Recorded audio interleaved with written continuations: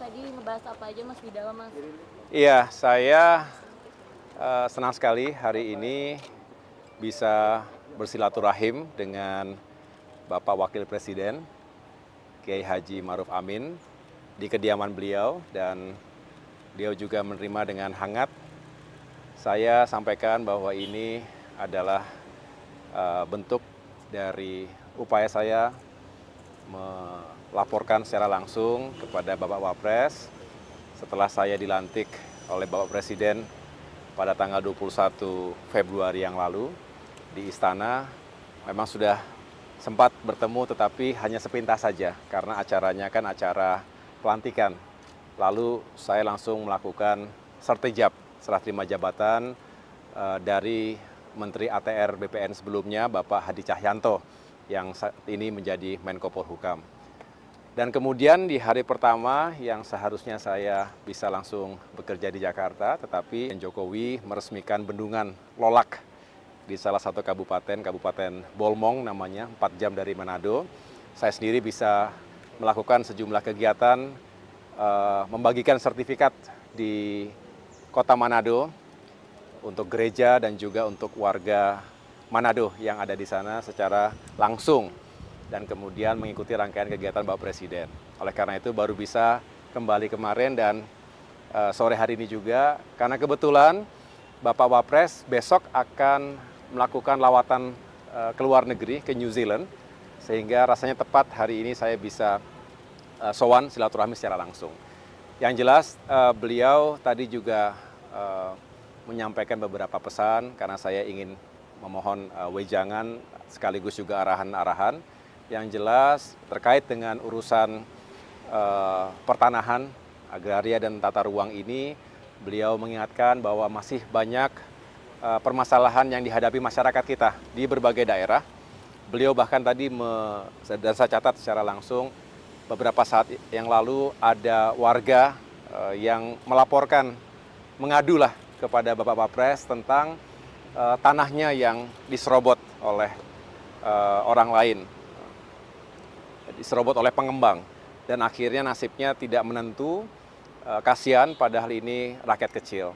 Jadi disinilah yang menjadi tantangan terbesar bagi Kementerian ATR, bagaimana kami bisa secara utuh, tentu bukan juga terburu-buru, gegabah, tetapi secara utuh melihat permasalahan sengketa, termasuk juga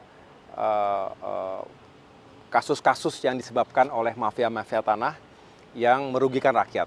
Yang jelas sejak awal saya menyampaikan, sama seperti yang telah dicanangkan oleh menteri sebelumnya, kita ingin tegas. Jangan sampai ada siapapun yang melawan hukum di negeri kita, termasuk di urusan pertanahan ini.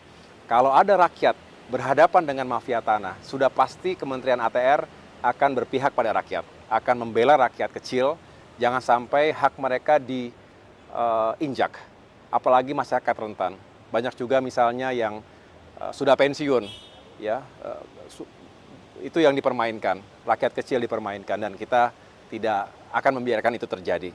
Jadi oleh karena itu saya mohon doanya dari segenap kalangan masyarakat, karena tugas-tugas ATR ini juga tidak ringan, tetapi kami punya niat yang baik. 8 bulan terakhir ini bagaimana bisa menuntaskan pekerjaan rumah, mencapai target-target yang telah dicanangkan sebelumnya, baik dari isu tata ruang, karena kemarin juga saya berkomunikasi dengan sejumlah kementerian lain, ada bidang PUPR, perhubungan misalnya, termasuk juga dengan Kementerian Pertanian, sehingga ATR ini bisa menjadi elemen yang penting yang juga bisa membantu proyek-proyek pembangunan pemerintahan lainnya, dan kita ingin bersinergi, berkolaborasi. Saya sendiri sudah merencanakan untuk berkomunikasi langsung dengan Menko Ekonomi. Tadi saya sudah telepon Pak Erlangga Hartarto, dalam waktu dekat kita akan bertemu, karena beliau sebagai koordinator bidang ATR juga, termasuk dengan menteri-menteri terkait lainnya. Jadi ini menjadi bagian dari ikhtiar bersama untuk menuntaskan permasalahan di bidang pertanahan, sekaligus juga kaitannya dengan pembangunan kementerian lainnya. Mas Ahy sudah 4 hari bertugas, dan kemudian kita tahu kemarin langsung diajak Pak Jokowi. udah mulai ngerasain ritme kerja Pak Jokowi memang seperti apa? Kan banyak juga Pak Prabowo misalnya menyebutkan bahwa Pak Jokowi kerjanya tuh keras banget ternyata. Itu mulai dirasakan juga nggak, Mas Ayi? Iya, walaupun baru 1 hari bisa berkegiatan bersama dengan Presiden Jokowi, saya bisa merasakan langsung bahwa beliau juga ingin secara maksimal menggunakan setiap waktunya menyentuh langsung masyarakat. Seperti kemarin misalnya sebagai ilustrasi, sehari di Sulawesi Utara itu ada sejumlah kegiatan. Memang membutuhkan energi, waktu, dan juga fokus. Tidak hanya meresmikan Bendungan Lolak, tetapi juga harus diingat meresmikan itu adalah satu hal. Hal yang jauh lebih kompleks dan besar adalah bagaimana itu semua diawali, mulai perencanaannya, persiapan, eksekusinya dengan berbagai permasalahan, 7-8 tahun baru bisa diresmikan. Jadi di balik peresmian pasti ada kerja besar. Itu harus kita apresiasi. Yang kedua, meresmikan jalan daerah. Lalu ada lagi bertemu dengan masyarakat, para pelaku UMKM di kabupaten yang lain. Jadi terbang naik helikopter di Bitung kemarin, kemudian juga memeriksa gudang Bulog yang ada di sana, sekaligus juga menyapa masyarakat. Jadi cukup banyak ragam kegiatan yang dilakukan dalam perjalanan 1 hari di sebuah provinsi. Belum lagi lawatan sebelumnya di Sulawesi Selatan dan lain-lain. Jadi saya bisa merasakan bahwa memang pemimpin, saya yakin Presiden Jokowi termasuk Bapak Prabowo Subianto jika insya Allah dilantik menjadi presiden punya semangat yang sama.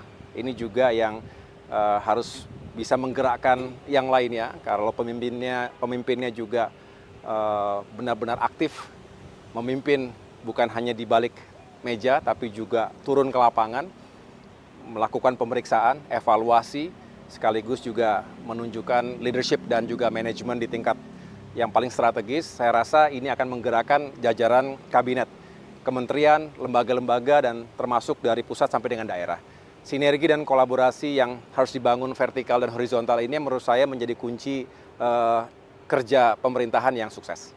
Mas Aye tadi di dalam barengan sama Pak Wapres ini ada bicara soal situasi terkini kebangsaan nggak sih Mas, termasuk soal isu soal hak angket yang ingin digulirkan oleh dari paslon lain begitu Mas, soal pasca pemilu? Tidak bicara secara langsung, tidak bicara terkait dengan politik, tetapi tadi justru saya mendapatkan wejangan bahwa ada harapan besar dari Bapak Wakil Presiden kita. Beliau mengatakan, saya sebentar lagi berusia 81 tahun. Ada harapan besar bagi generasi penerus, ya kita semua ini, untuk bisa melanjutkan apa yang sudah baik, sekaligus juga terus melakukan evaluasi apa saja yang bisa kita terus tingkatkan dan sempurnakan. Tadi beliau secara khusus begitu passionate menyampaikan kita harus semakin fokus pada upaya pengentasan kemiskinan misalnya.